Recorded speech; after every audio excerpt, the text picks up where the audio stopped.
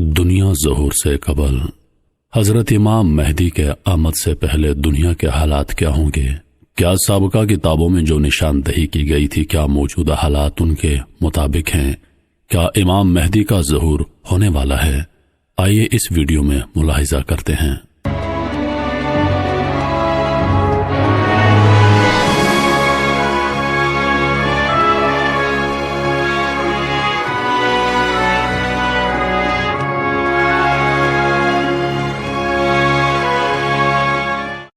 جب تک ہم روشنی اور خوشحالی میں ہوتے ہیں اس کی قدر و قیمت کا کم اندازہ ہوتا ہے۔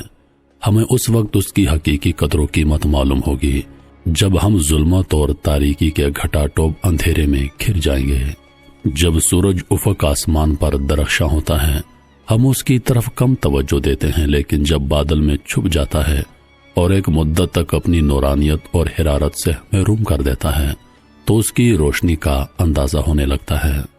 ظہور آفتاب ولایت کے لازمی ہونے کا ہمیں اس وقت احساس ہوگا جب ظہور سے پہلے بے سر و سامانی اور ناامنی کے ماحول سے باخبر ہوں۔ امام زمانہ کے ظہور سے قبل فتنہ، فساد، بے سر و سامانی، ناامنی، ظلم و ستم، عدم مساوات اور تجاوز تمام عالم کو محیط ہوگا اور زمین ظلم و ستم اور ناانصافی سے لبریز ہوگی۔ خونی جنگ کا آغاز ملتوں اور ممالک کے درمیان ہو چکا ہوگا۔ قتل ناحق اس قدر زیادہ ہوگا کہ کوئی گھر یا خاندان ایسا نہیں ہوگا جس کے ایک یا چند عزیز قتل نہ ہوئے ہوں گے۔ مرد اور جوان جنگوں کے اثر سے ختم ہو چکے ہوں گے، یہاں تک کہ 3 میں سے 2 آدمی قتل ہوں گے۔ قوم و ملت کے درمیان جان و مال بے وقت راستے غیر محفوظ ہوں گے۔ خوف وحشت ہر انسان کے دل میں بیٹھی ہوگی۔ ناگہانی اور حادثاتی موتوں کی کثرت ہوگی۔ معصوم بچے بدترین شکنجوں کے ذریعے ظالم اور جابر حکام کے ہاتھوں قتل کیے جائیں گے۔ سڑکوں اور چوراہوں پر حاملہ عورتوں کے ساتھ تجاوز ہوگا۔ جان لیوا بیماریاں، لاشوں کی بدبو یا انواع اقسام ہتھیار کے استعمال سے عام ہو جائیں گے۔ کھانے پینے کی اشیاء میں کمی ہوگی۔ مہنگائی اور قحط سے لوگوں کی زندگی مفلوج ہو جائے گی۔ زمین بیج قبول کرنے سے انکار کر دے گی۔ بارش نہیں ہوگی یا اگر ہوگی بھی تو بے وقت اور ضرر رساں ہوگی۔ قحط ایسا پڑے گا کہ لوگوں کی زندگی اتنی دشوار اور مشکل ہو جائے گی کہ بعض لوگ قوت لا یموت فراہم نہ کرنے کی وجہ سے اپنی عورتوں اور بچیوں کو معمولی غذا کے مقابل دوسرے کے حوالے کر دیں گے۔ ایسے مشکل و ناسازگار ماحول میں انسان نا امیدی کا شکار ہو جائے گا اور اس وقت موت اللہ کا بہترین تحفہ سمجھی جائے گی اور صرف لوگوں کی آرزو موت بن جائے گی۔ نیز ایسے ماحول میں جب کوئی شخص لاشوں یا قبرستان کے درمیان سے گزر رہا ہوگا تو اس کی آرزو بس یہی ہوگی کہ کاش میں بھی انہی میں سے ایک ہوتا تاکہ ذلت کی زندگی سے آسودہ خاک ہو جاتا۔ اس وقت کوئی طاقت پارٹی انجمن نہ ہوگی جو اس بے سر و سامانی تجاوز غارتگری کا سدباب کرے اور ستمگروں اور طاقتوروں کو ان کی بدکرداری کی سزا دے۔ لوگوں کے کانوں سے کوئی نجات کی آواز نہیں ٹکرائے گی۔ سارے جھوٹے دعوے دار انسان کی نجات کا جھوٹا نعرہ لگانے والے خائن اور جھوٹے ہوں گے اور انسان صرف ایک مسئلہ الہی خدائی معجزے کا انتظار کرے گا اور بس۔ اس وقت نا امیدی جو پورے جہان میں چھا جائے گی تو اللہ تعالیٰ اپنی رحمت سے حضرت امام مہدی علیہ السلام کا ظہور فرمائیں گے اور آسمان سے غیبی ندا آئے گی جو ہر ایک انسان کے کان سے ٹکرائے گی کہ اے دنیا والو، ستمگروں کی حاکمیت کا زمانہ ختم ہو گیا ہے اور اب عدل الہی سے پر حکومت کا دور ہے اور مہدی ظہور کر چکے ہیں۔ یہ آسمانی آواز انسان کے بے جان دل میں امید کی روح پھونک دے گی اور محرومین اور مظلمین کو نجات کا ذریعہ مل جائے گا۔ جو روایات پیغمبر و ائمہ علیہ السلام سے ہم تک پہنچی ہیں ان میں حکومتوں کا عام نقشہ حضرت امام مہدی کے قیام سے قبل بیان کیا گیا ہے۔ ظہور سے قبل جہاں بہت سے مسائل ہوں گے ان میں ایک مسئلہ جو انسان کی اذیت کا باعث ہوگا وہ حکومتوں کی طرف سے لوگوں پر ہونے والا ظلم و ستم ہے۔ رسول خدا اس سلسلے میں فرماتے ہیں زمین ظلم و ستم سے بھر چکی ہوگی، ہر گھر میں خوف و دہشت کی حکمرانی ہوگی۔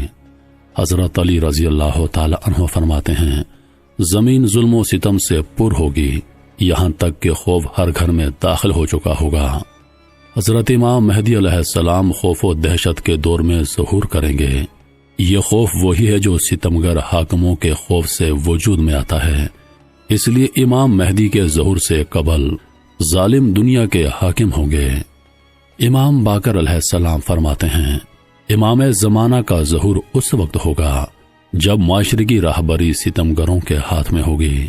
اس وقت زمین اپنی تمام وسعت کے باوجود ان پر تنگ ہو جائے گی اور آزادی کے احساس کے بجائے خود کو قید خانے میں محسوس کریں گے، جیسا کہ فی الحال اسلامی ممالک ایک دوسرے کے ساتھ اچھا برتاؤ نہیں کر رہے بلکہ اجنبی بنے ہوئے ہیں۔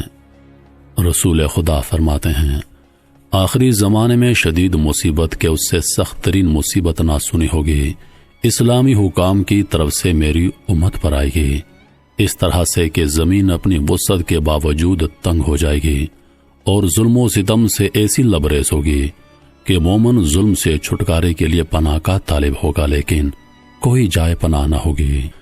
ان روایات میں 3 قسم کی حکومت کا جو رسول خدا کے بعد قائم ہوتی ہیں ذکر آیا ہے، جو یہ ہیں 3 قسم کی حکومتیں یہ ہیں۔ رسول خدا فرماتے ہیں، میرے بعد خلفاء ہوں گے، خلفاء کے بعد امرا اور امرا کے بعد بادشاہ، ان کے بعد جابر اور ستمگر حاکم ہوں گے، پھر حضرت امام مہدی کا ظہور ہوگا۔ لوگ اس وقت عیش و عشرت کی زندگی گزار سکتے ہیں جب حکومت کا کارگر گزار یا باشعور نیک ہو، لیکن اگر غیر مناسب افراد لوگوں کے حاکم ہو جائیں گے تو فطری بات ہے کہ انسان رنج و الم میں مبتلا ہوگا۔ بالکل وہی صورتحال ہوگی جو حضرت امام مہدی کے ظہور سے قبل کے زمانے میں حکومتیں خائن اور فاسق و فاجر ستمگر کے ہاتھ میں ہوں گی۔ رسول خدا فرماتے ہیں، ایک زمانہ آئے گا کہ حکام ستمگر، خائن قاضی فاسق اور وزراء ستمگر ہوں گے۔ حکومتوں میں عورتوں کا نفوذ۔ آخری زمانے سے متعلق حکومتوں کے مسائل میں ایک مسئلہ عورتوں کا تسلط اور ان کا نفوذ ہے۔ خواتین لوگوں کی حاکم ہوں گی اور حکام ان کے ماتحت ہوں گے۔ اس کے مطلب ناگوار حالات کی عکاسی ہے۔ حضرت علی رضی اللہ عنہ فرماتے ہیں، ایسا زمانہ آنے والا ہے کہ فاسد و زناکار لوگ ناز و نعمت سے بہرہ مند ہوں گے اور پست و ذلیل افراد پوسٹ و مقام حاصل کریں گے اور انصاف پرور افراد ناتواں اور کمزور ہوں گے۔ پوچھا گیا، یہ دور کب آئے گا؟ آپ نے فرمایا، ایسا وقت ہوگا جب عورتیں اور کنیزیں لوگوں کے امور پر مسلط ہوں گی اور بچے حاکم ہو جائیں۔ حاکم کو تجربہ کار ہونا چاہیے تاکہ لوگ سکون و اطمینان سے زندگی گزار سکیں۔ اگر ان کے بجائے بچے یا کوتوال نظر امور کی ذمہ داری لے لیں تو رونما ہونے والے فتنے سے اللہ تعالیٰ سے پناہ مانگنی چاہیے۔ آخری زمانے میں حکومتیں پائیدار نہیں ہوں گی۔ کبھی ایسا بھی ہوگا کہ صبح کو حکومت تشکیل پائے تو غروب کے وقت زوال پذیر ہو جائے۔ اس سلسلے میں امام جعفر صادق علیہ السلام فرماتے ہیں، تم کیسے ہوگے جب تم کسی امام کے بغیر زندگی گزار رہے ہوگے اور ایک دوسرے سے نفرت اور بیزاری کے طالب ہوگے، اور یہ اس وقت ہوگا جب تم آزمائے جاؤ اور تمہارے اچھے برے لوگوں کی پہچان ہو جائے اور خوب ابال آ جائے۔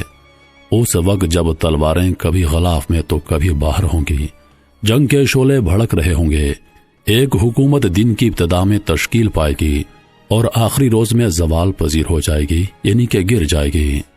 امام زمانہ کے ظہور سے قبل ظالم حکومتیں ناتواں ہو جائیں گی اور یہ حضرت امام مہدی علیہ السلام کی عالمی حکومت کے قیام کا مقدمہ ہوگا۔ معلوم ہوتا ہے کہ اس زمانے میں اسلام اور قرآن کا صرف نام باقی رہ جائے گا۔ مسلمان صرف نام نہاد مسلمان ہوں گے۔ مسجدیں اس وقت ارشاد و موعظہ کی جگہ نہیں رہ جائیں گی۔ اس زمانے کے فقہ روئے زمین کے بدترین فقہ ہوں گے۔ دین کا معمولی اور بے ارزش چیزوں کے مقابل معاوضہ ہوگا۔ اسلام سب سے اچھا اور غالب دین ہے جو انسان کی دینی اور دنیاوی سعادت کا ضامن ہے، لیکن جو چیز قابل اہمیت ہے وہ اسلام اور قرآن کے حکام پر عمل کرنا ہے۔ آخری زمانے میں ہر چیز برعکس ہوگی، یعنی اسلام کا صرف نام رہ جائے گا۔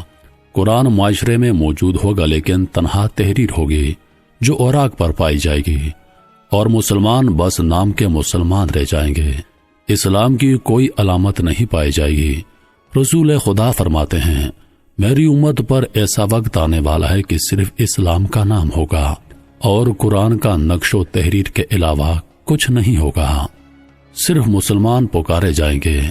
امام جعفر صادق علیہ السلام فرماتے ہیں، عنقریب وہ زمانہ آئے گا کہ لوگ خدا کو نہیں پہچانیں گے اور توحید کے معنی نہیں جانیں گے، پھر دجال خروج کرے گا۔